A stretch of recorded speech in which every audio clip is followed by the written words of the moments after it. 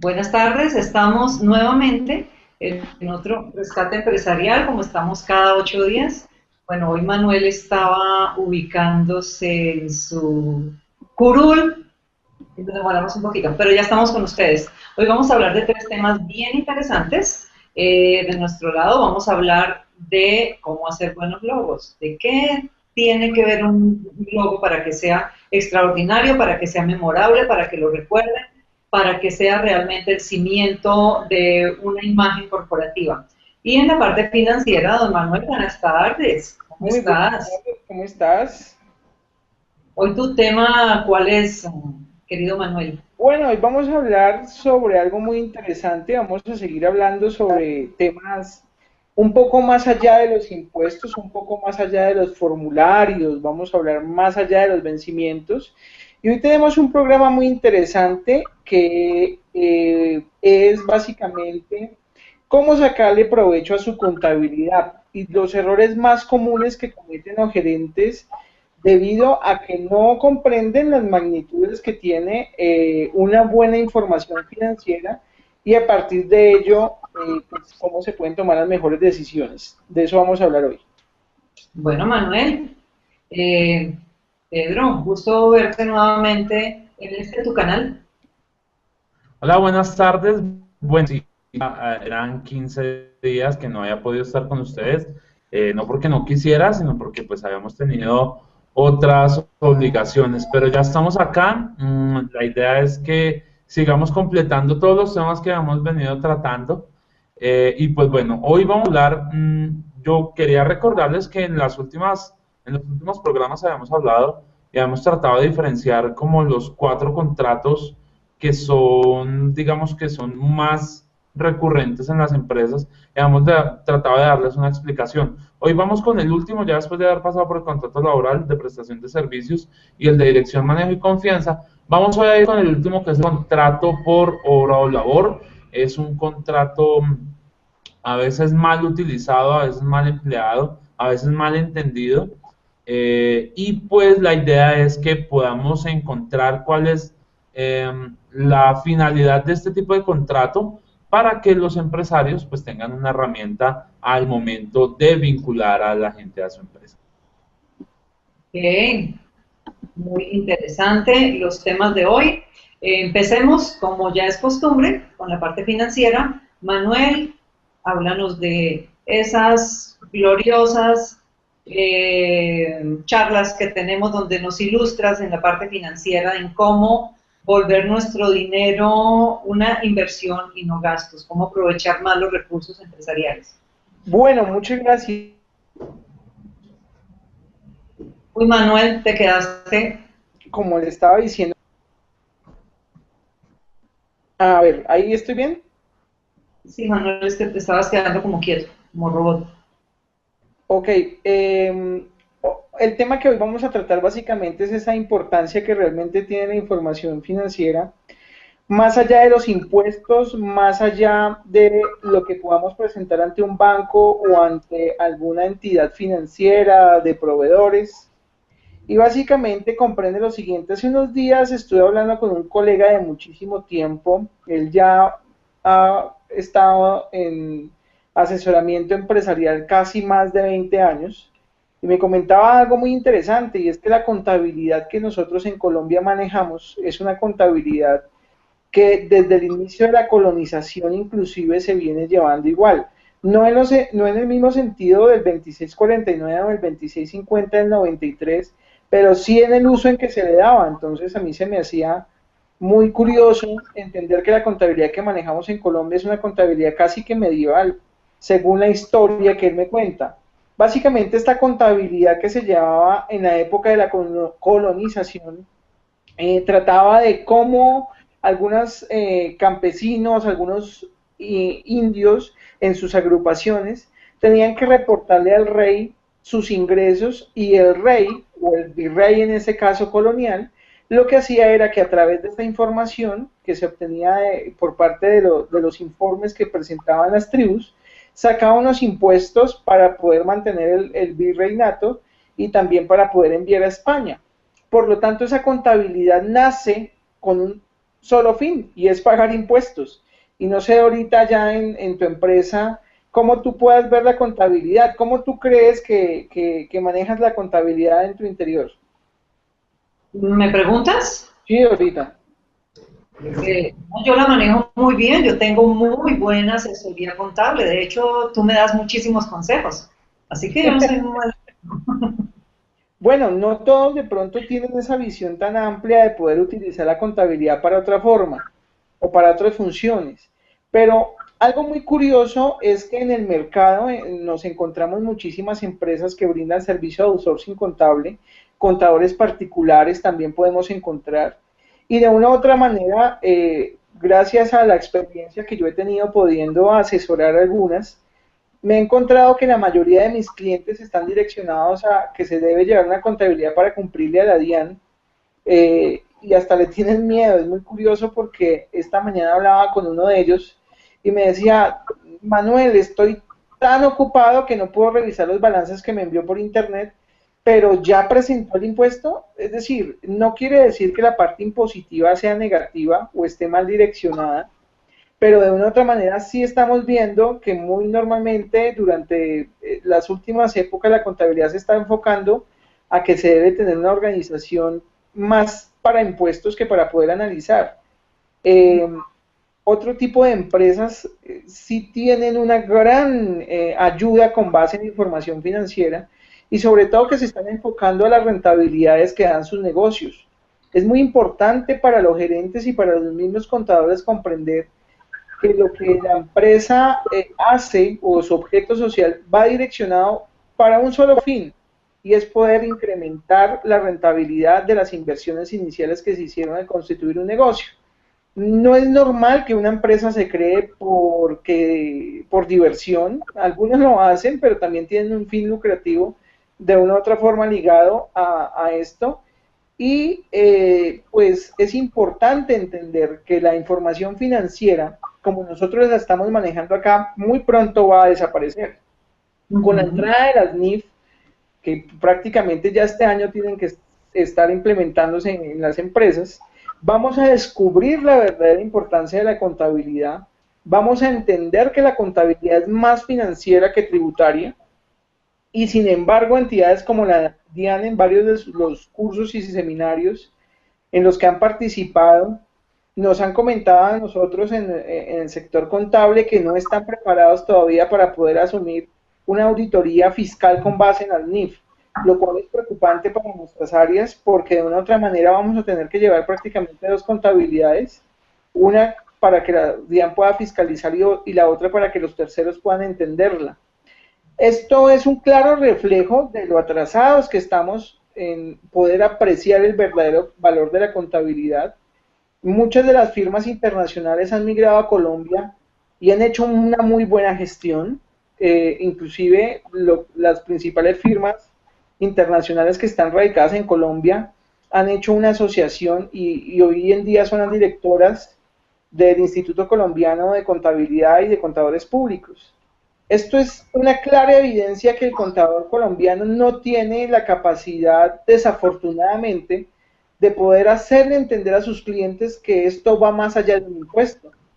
Y realmente esto es preocupante en la medida que muchas de estas contabilidades que ya están estructuradas en pro de los impuestos, cuando entren las NIF, cuando entren todas las modificaciones, sobre todo señores contadores y gerentes, cuando se elimine la parte de los diferidos, vamos a encontrar que muchas empresas son bastante malas en términos de generar rentabilidad. Y esto es muy preocupante para la economía total del país. Empresas rentables, al año estamos creando un sinfín de empresas, pero que no están teniendo una rentabilidad óptima. Y realmente ustedes cuando son socios, cuando son inversionistas de un proyecto, finalmente están direccionando esos recursos para que tengan una utilidad.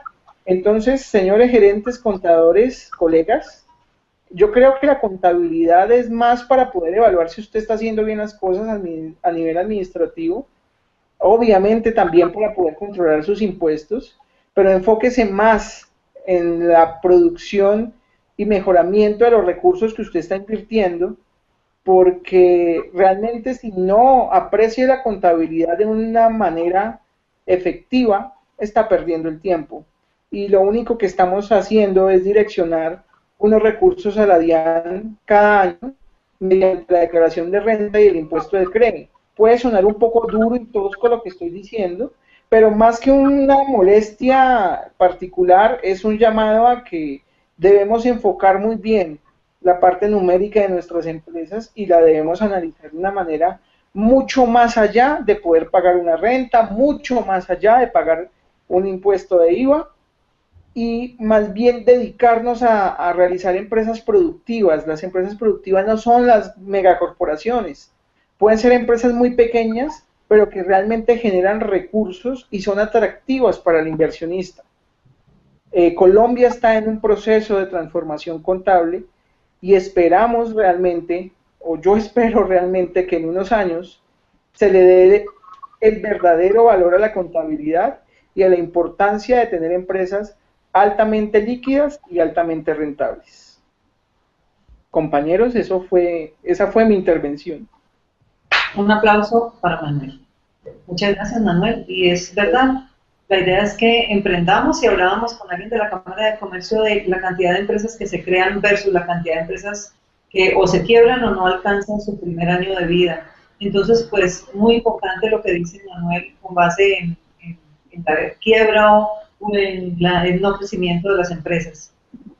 Para esto también hay algo que quiero que tengamos en cuenta, y es la imagen de las empresas. Hoy precisamente teníamos en la oficina a unos empresarios que quieren empezar con sus empresas, pero lo están haciendo muy bien. Ellos querían empezar por crear su imagen, por tener una base sólida financiera, por tener una base sólida legal, y esto, sinceramente, es lo que deben tener en cuenta todas, y ojalá todas lo tuvieran en cuenta. Así no habrían tantos decesos empresariales en el año.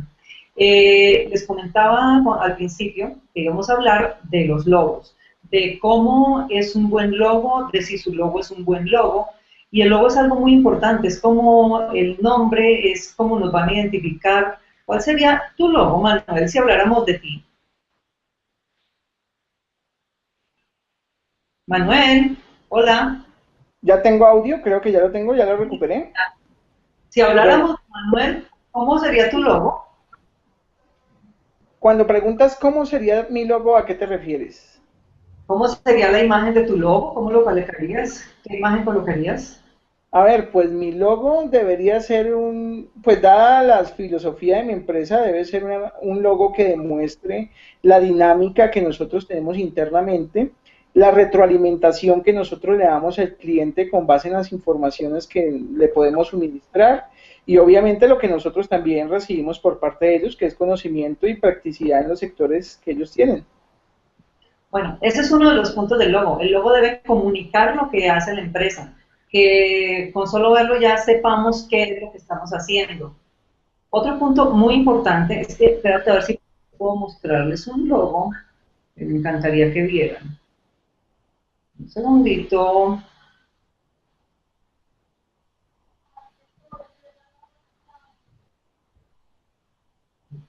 ¿Lo están viendo? Sí. Ok. Vamos a verlo 1, 2, 3, 4, 5 minuticos. Y ya. Pedro, ¿de qué empresa estábamos viendo? ¿Cómo se llamaba la empresa? Yo tampoco, la verdad. ¿Cuáles eran los colores corporativos de esta empresa? Yo vi unos naranjas. Y, Como un rojo, un verde y un negro. ok. Veamos este otro.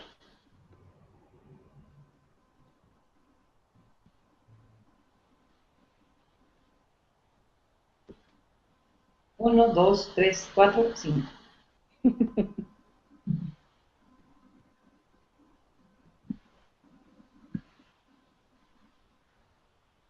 Bueno, Manuel, ¿cómo se llama la empresa que acabas de ver? Bueno, en mi pantalla parece ínfimamente pequeño, pero veo una cantidad de colores que pensé que era una foto desde arriba de una cazuela de mariscos. Bueno, esa es la esencia de los logos. Estos son logos, en serio, esos logos existen. No, no me los inventé para el programa. Los saqué de unos logos que encontré, pero existen y alguien se atrevió a crearlos y alguien se atrevió a colocarlos en su empresa. ¿Cuál es la premisa de estos logos? Tienen todos los colores del mundo. Si ustedes quieren memorizar un logo, ¿qué colores estarían memorizando ahí? Ninguno, realmente, porque hay tantos que el cerebro no asimilaría ninguno, no sería capaz de tomar, o sea, lo que decían, bueno, veía un naranja, veía como un azul, hay de todos los colores. El nombre tampoco era tan legible. La tipografía, por favor, las tipografías en los logos deben ser muy, muy claras, debe ser muy legible. Una de las premisas de un buen logo es la simpleza. Entre más simple, entre más sencillo sea un logo, mucho más fácil de memorizar. Vamos a poner otro logo. A ver si adivinan de quién es este logo. Un segundito, ya lo pongo. Hay unos logos que son supremamente enredados, pero que por la experiencia o por lo que he podido ver... ¿De quién es este logo? Yo nunca lo había visto. Bueno, estaba haciendo una intervención pequeñita en este tema. Estaba comentando que hay unos logos que realmente son enredados desde sus inicios, pero que gracias a los años que llevan en el mercado los hemos podido lograr identificar, y uno de ellos, por ejemplo, es Coca-Cola. Pero no quiere decir que como Coca-Cola tiene uno de los logos más enredados, yo lo tenga que tener en el mío, que eso era un argumento que me daba un publicista hace unos años, y me decía pues que mi logo tenía que ir en cursivas, que porque pues Coca-Cola lo tenía y era exitosa. Ok, gracias por tu intervención, Manuel. Bueno, como ven este logo, con que lo miren un segundo, sencillamente ya lo recuerdan, es muy fácil. ¿Cuántos colores tenía este logo que acabaste de ver, Pedro? Uno, Dos. Y, pues blanco y azul. ¿Era fácil de leer? Sí. Premisa del logo, la simpleza. Tienen que ser muy simples. Entre menos colores, mucho mejor. Máximo dosis, si lo amerita, pongamos un tercero, pero no pongamos 50 colores porque el cerebro no va a memorizar tantos colores. En lo posible, pongamos un color que sea el color básico, el color que se va a memorizar y que la gente va a tener en cuenta cuando vean el logo, cuando vayan a asimilar la marca. El nombre, bueno, esto ya es el nombre de la compañía. Lo que representa el logo de una u otra forma debe ser la esencia de la compañía.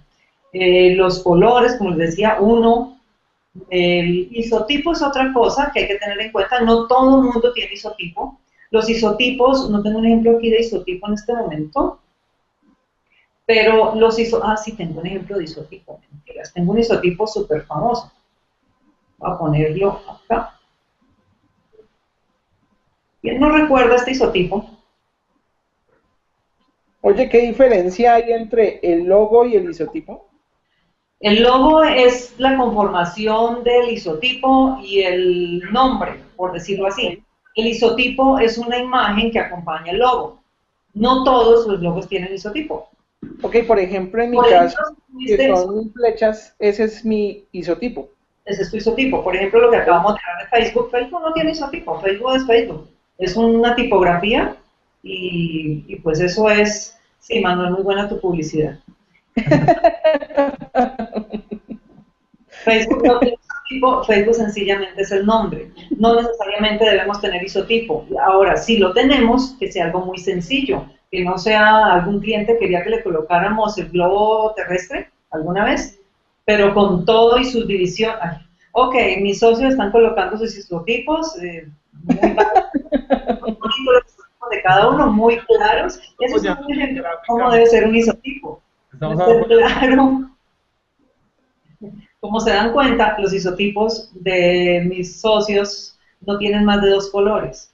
Son sencillos, son fáciles de memorizar. Eso debemos tener en cuenta en un logo. No llenemos el logo de muchos colores. Los que vimos que tenían errores tenían, en uno creo que estaba Papá Noel escribiendo con una pluma verde y Papá Noel tenía una hojita y estaban unos balones. No, el cerebro estalla cuando tenga que ver todos estos colores y tenga que memorizarlos y tenerlos como a qué empresa voy a contratar, entonces seguramente no va a ser a esa llena de colores. Entonces la premisa es que los logos deben ser muy simples, que si tenemos un isotipo también debe ser muy sencillo, de trazos que la mente pueda reconocer muy fácilmente.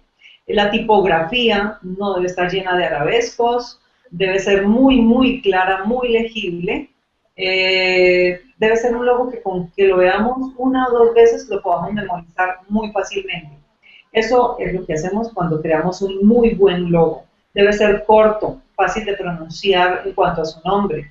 Hay empresas que colocan García Acevedo Rodríguez y compañía limitada, hermanos, etcétera.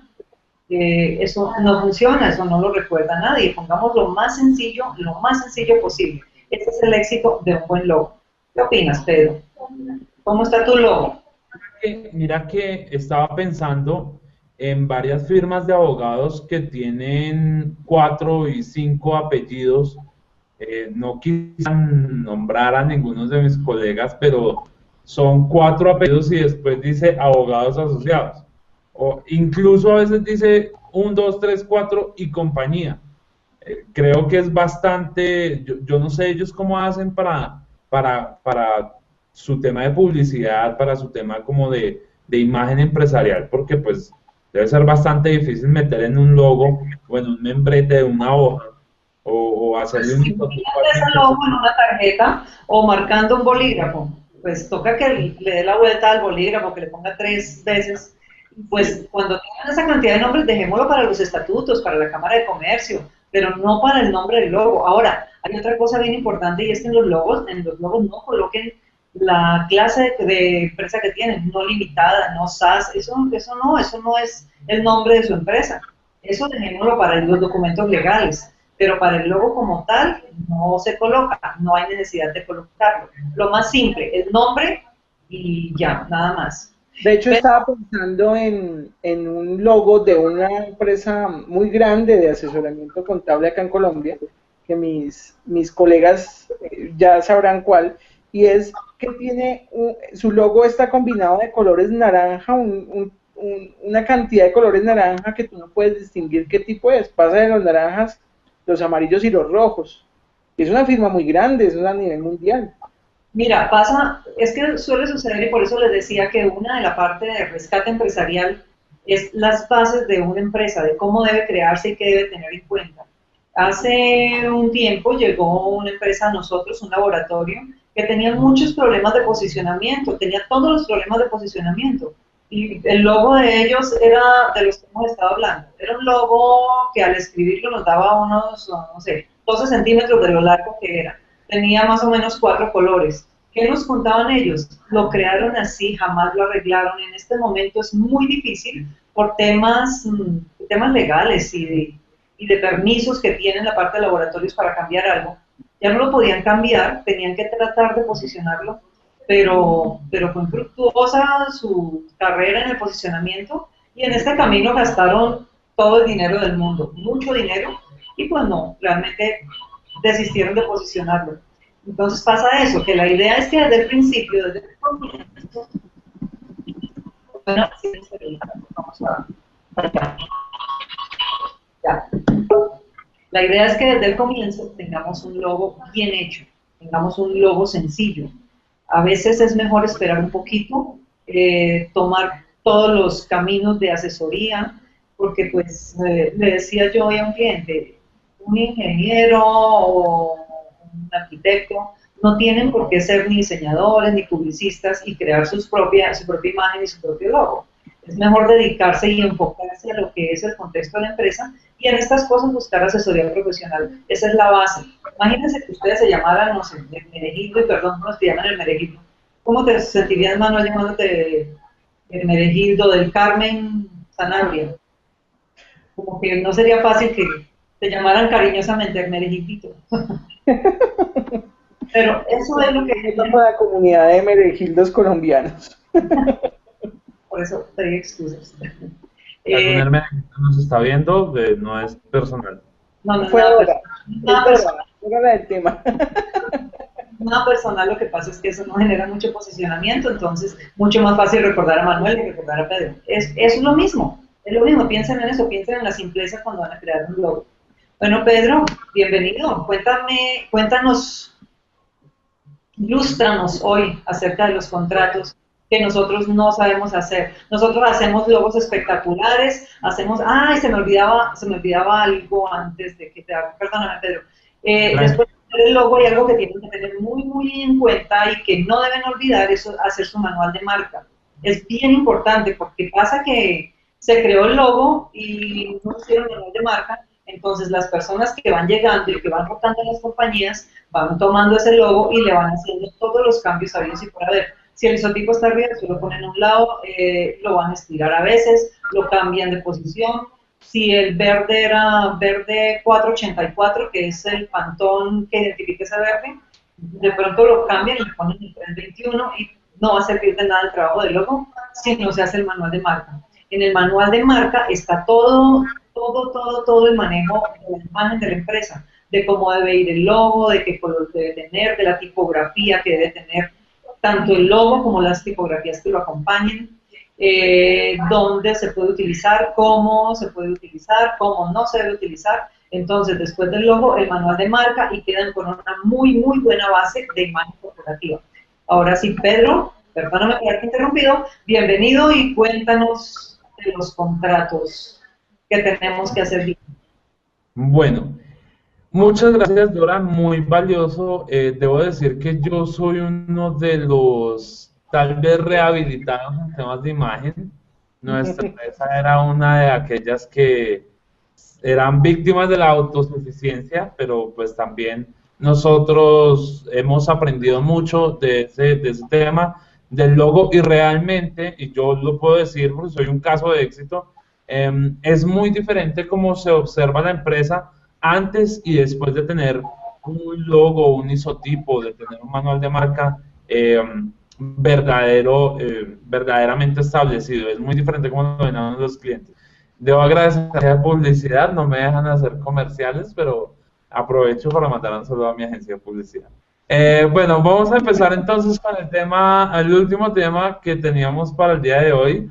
Vamos a hablar del último tipo de contratos que quisimos abordar. Yo, como les estaba diciendo ahorita en la introducción, la idea era que pudiéramos mirar en estos espacios los contratos más comunes que utilizan todas nuestras empresas, con el propósito de mirar en qué estamos fallando, qué estamos haciendo bien, qué debemos corregir y qué podemos mejorar.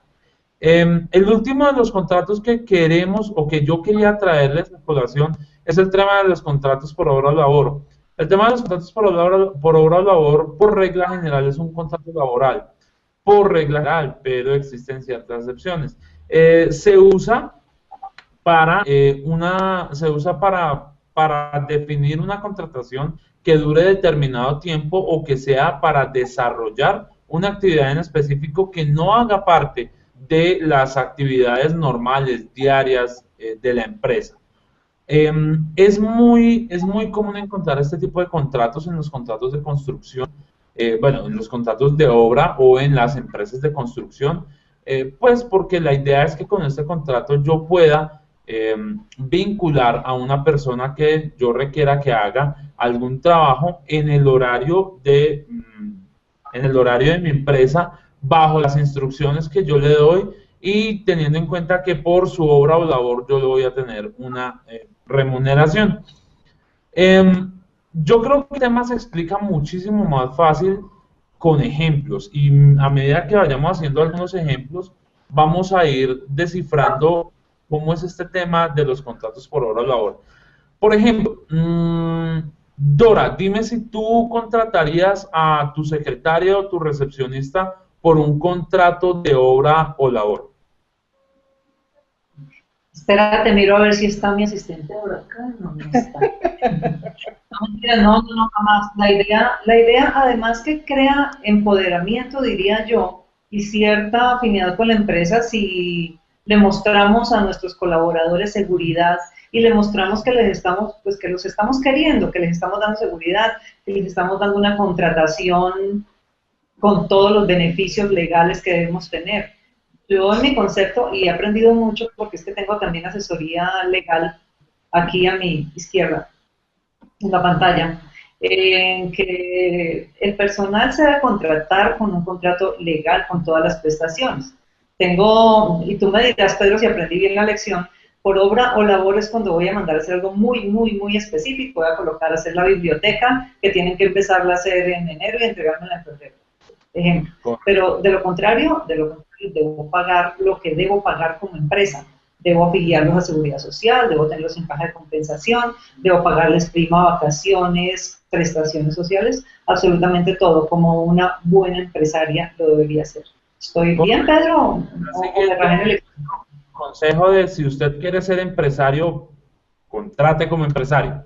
Esa es la idea. Pero bueno, mira, te me adelantaste un poquitico, pero sí tienes razón en lo que estás diciendo. El contrato por obra de labor para una, por ejemplo, para una persona que requiere estar o que es del normal funcionamiento de la empresa, como la recepcionista, como la secretaria, como su asistente personal, como de pronto el mensajero, de pronto estos cargos que son de nivel asistencial, no se pueden contratar por obra o labor porque no se puede definir cuál es la actividad específica que va a realizar. Tiene que ser una labor que tenga un comienzo y que tenga un final. Dora Vertica, por ejemplo, nos está diciendo el tema de armar una biblioteca. Ahí nos adelantamos un poquitico, pero en esencia es eso. Yo hago un trato de obra o labor para, por ejemplo, mandar a hacer todas las divisiones de mi oficina, ¿sí? Sí, para hacer todas las divisiones de mi oficina. Ese contrato comienza desde ceros y tiene que terminar con la entrega de las divisiones. Y vamos a establecer un plazo. Entonces, podemos definir cuándo empieza, cuándo termina, cómo empieza, cómo termina y cuánto le voy a pagar a usted por la obra o labor. Lo que pasa es que en este ejemplo que estoy poniendo se tiene que es un contrato por obra o labor, pero del tipo de prestación de servicios. Porque, como recordarán ustedes, la prestación de servicios para algunos, digamos que, algunas actividades que sean muy específicas, unas labores que sean muy específicas y que sean técnicas o profesionales. Entonces, tú puedes contratar por determinado tiempo a una persona sin tener necesidad de vincularla a tu nómina, sin tener necesidad de pagarle todas las prestaciones a que ayudar, para que desarrolle una obligación que no tiene nada que ver con el giro habitual ordinario de los negocios de tu empresa, como por ejemplo construir una biblioteca. Hay otro tipo de vinculación por obra o labor que sí debe hacerse de forma por contrato laboral, vincularse a la nómina, pagar las prestaciones, etc. Vamos a poner un ejemplo, es algo que sucedió en una empresa que nosotros asesoramos, sucedió de hecho a poco, hace 6 meses, 5 meses, sucedió en diciembre. Esta empresa, por la temporada navideña, requirió desde octubre empezar a vincular unas personas a su planta de producción para fabricar unos productos que debían ser entregados antes del día 24 de diciembre. Lo que hicimos con esta empresa fue vincular a esos trabajadores que tenían una actividad específica que realizar y era la fabricación de 45 furgones en 2 meses. Entonces, contratamos a estas personas por obra o labor, ya sabemos cuál era la labor, ya sabemos cuál era el precio, pero la labor sí es de desarrollo normal de las actividades de la empresa. Es una empresa que fabrica furgones y pues era un producto adicional. ¿Por qué no se contrató por un contrato laboral a término fijo? Porque después de eso, digamos que no se va a causar ninguna relación laboral, porque es que yo lo estoy contratando solo para que me fabrique los 45 furgones. Entonces, en ese caso, lo que se hace es que usted hace un contrato por obra o labor, le dice, vincula a esos trabajadores a su nómina, les hace todos los pagos de las prestaciones sociales, pero el contrato termina cuando se termina de desarrollar la labor para la que usted contrató. Y usted no tiene ningún problema, digamos que no va a tener ninguna obligación con el empleado de vincularlo, de renovarle, de tener que tenerlo ahí, porque simplemente la labor ya habrá concluido. Eso, entonces, para que tengamos la diferenciación de cómo el contrato de obra o labor sirve tanto como un contrato de prestación de servicios técnicos o profesionales o como un contrato laboral que solo se utiliza por determinada cantidad de tiempo. La idea es que los aprendamos a usar y la diferenciación, consejo para todos ustedes, lo que ustedes tienen que tener en cuenta a la hora de hacer uno u otro tipo de contrato es si, ya vamos con Manuel, es si la labor que se va a desarrollar hace parte del giro ordinario de sus negocios o no tiene nada que ver con el giro ordinario de sus negocios. Para uno u otro está prestación de servicios por una actividad determinada, que la fabricación de una biblioteca, o por contrato laboral de obra o labor que consiste en fabricar 20 furgones. Ahora sí, Manuel, tu pregunta. ¿Estás que te preguntas? Sí, estaba que me preguntaba porque este tema me parece muy interesante. Uno, porque no es muy conocido. Dos, porque cuando se emplea, he visto que lo emplean mal. Y te quería hacer una pregunta. Hay un caso específico de una consulta que alguna vez me hicieron y era sobre una persona que se vinculó a trabajar en una constructora y esta persona fue vinculada a través de un contrato de obra o labor y duró prácticamente 9 meses trabajando con esta constructora. Su función principal era vigilar, no era nada específico, solamente vigilar. Y aún así esta empresa no pagó la seguridad social durante estos 9 meses. La consulta que te quería hacer es, ¿esta persona tiene derecho a prestaciones sociales, a una liquidación y a unas cesantías? Todos los derechos del mundo. Porque por prestación de servicios, yo podría contratar el servicio de vigilancia, pero no de la forma, digamos que yo podría contratar el servicio de seguridad por prestación de servicios, más no el servicio de, ahí digamos que hay que hacer una diferenciación. El servicio de seguridad es, si tú contratas, tú eres una persona muy importante y contratas 3 escoltas, pues es una prestación de servicio porque pues es un servicio profesional, técnico que te están brindando a ti, ellos saben tema de seguridad y etcétera, y entonces en ese evento se podría por prestación de servicios. Los contratos de vigilancia se encuentran regulados por la Superintendencia de Vigilancia y Seguridad. Ningún vigilante en el país puede ser contratado por prestación de servicios. Todos deben ser contratados por contrato laboral, independientemente de si el tiempo es el que dure una obra de construcción. En ese caso, lo que se tiene que hacer es un contrato laboral por un periodo igual al que dura la obra, pero debe ser un contrato laboral, debe pagársele todas las prestaciones de ley, debe afiliársele a todos los sistemas de seguridad, en especial al sistema de riesgos laborales. El tema de que los vigilantes sean contratados por contrato laboral, o sea, la obligación, o sea, no hay ninguna excepción para ellos, es por el tipo de labor que ellos ejecutan. Además, ellos tienen un contrato especial, ellos tienen definidas unas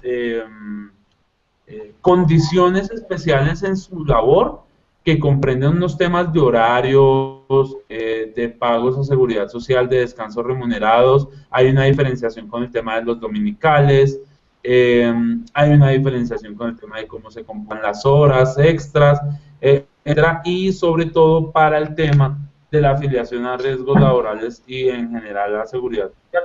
Ellos deben estar vinculados por contrato laboral. En ese caso que nos comenta Manuel, está supremamente mal contratado, no se hizo bien el contrato y muy seguramente el señor que estaba en esta situación podrá acudir a la jurisdicción ordinaria laboral a reclamar sus derechos laborales y el juez con cierto grado de certeza podría darle la razón. Excelente, gracias, Pedrito. Dime, Dora. Pedro, Sí, dime. una inquietud que me genera lo del contrato por obra o labor. Ahora está muy de moda la contratación de las personas que nos ayudan en el aseo, por ejemplo, que hay que hacerles un contrato o por una semana. En cuanto también a afiliaciones, es una semana, es un día, creo que lo mínimo es una semana, pero si la misma señora está cada día en otra empresa, entonces estaría acumulando muchísimas semanas, tanto como días. ¿Cómo se manejaría esa parte?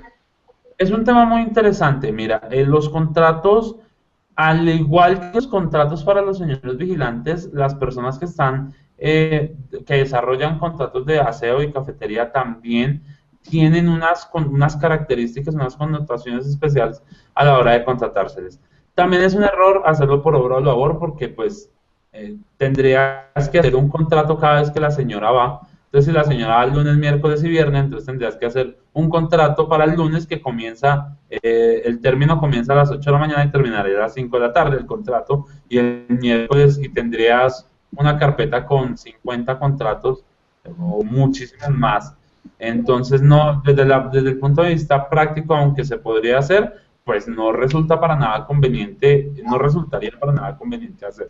Ahora, ¿cómo contrata o cómo se le paga o cómo se vincula a una persona que se vincula para labores de aseo? Lo recomendable, ahora, en el programa anterior, que hicimos hace como unos 2 meses, estuvimos hablando de las nuevas reglas para las cotizaciones para las personas que están contratadas para labores de aseo, vinculadas por personas naturales. Hay una cierta, digamos que cierta analogía que se podría aplicar para cuando una empresa requiere contratar por días a este tipo de personas. Lo que recomiendo a todos mis clientes y lo que digamos que me parece que es más factible aplicar es hacer un contrato laboral. Es un contrato en el que tú vas a poner unas condiciones y tú vas a poner un tope de horas en el que esta persona va a trabajar cada semana o al mes.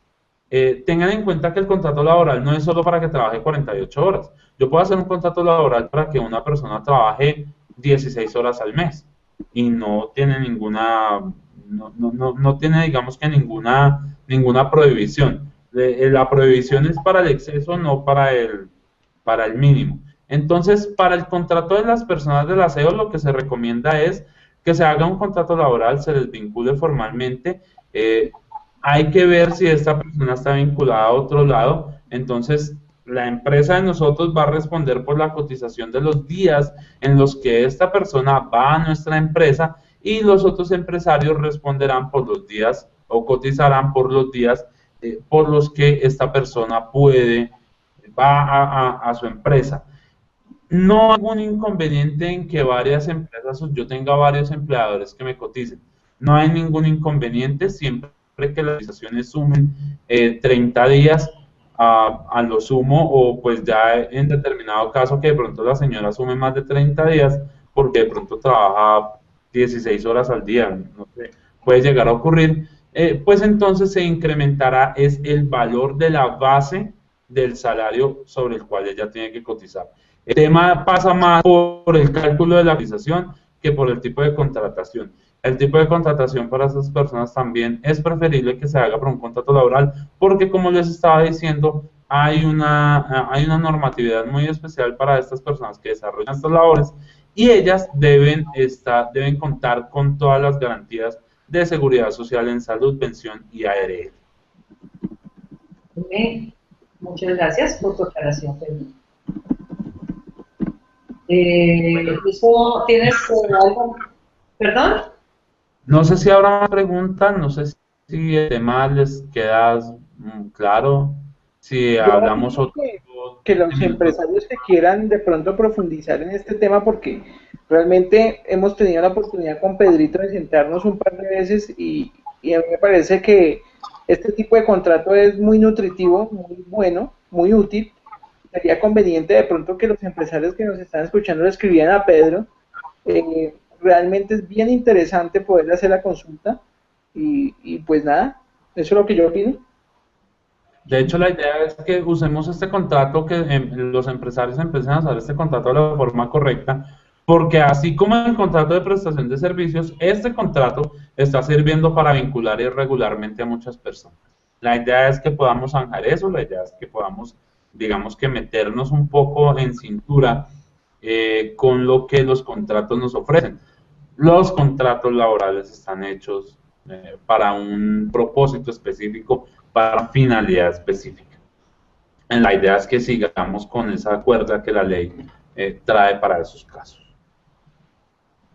Bueno, Pedro, muchísimas gracias. De verdad que siempre nos das una gran luz en el tema de contratación que creo que más de un empresario tenemos falencias en esa parte, y tenerlo claro nos va a evitar demandas posteriores. Pedro tenía un gráfico que me mostraba hace unos días de la cantidad de demandas que no, yo no lo creía, que cada mes se están generando por contratación laboral.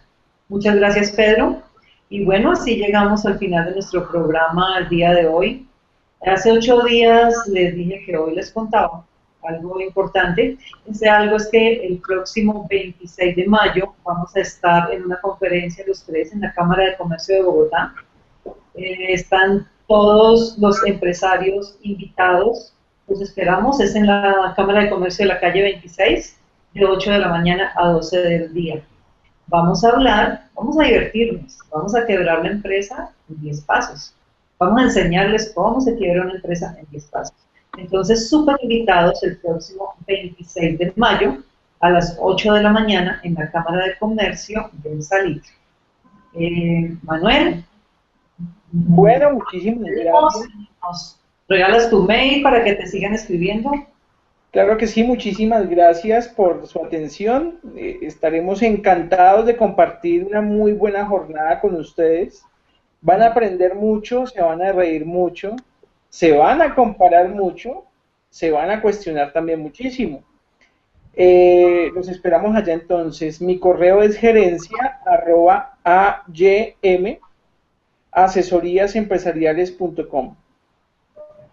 Bueno, Manuel, muchas gracias. Pedro, regálanos tu mail. Bueno, quedan invitadísimos para el 26. Vamos a estar allá hablando de muchas de las cosas que le pueden ocurrir o le pueden estar ocurriendo a su empresa. La idea es que lo hagamos de una manera que usted caiga en cuenta de qué cosas podría mejorar o en qué cosas, digamos, que podría verse identificado con lo que vamos a hablar. Vamos a hacer una charla muy amena, los esperamos allá todos, ojalá puedan estar. Recuerden que nuestro correo es contacto@quirogaabogados.co. Cualquier inquietud, cualquier duda, con muchísimo gusto. Si ustedes nos mandan sus inquietudes, incluso las podemos resolver aquí en los programas y no solo allá entre nosotros, sino ponerlo de ejemplo para todos ustedes. Muchas gracias. Muchas gracias, Pedro. De nuestra parte, el correo es gerencia@nacerpublicidad.org, nacer con S. Por hoy no tenemos nada más que charlar, no tenemos mucho tema que charlar, pero por hoy dejamos hasta acá. Muchas gracias por estar con nosotros. Recuerden que el 26 de mayo tienen una cita presencial en la Cámara de Comercio y con nosotros online dentro de 8 días a la misma hora. Hasta dentro de 8 días.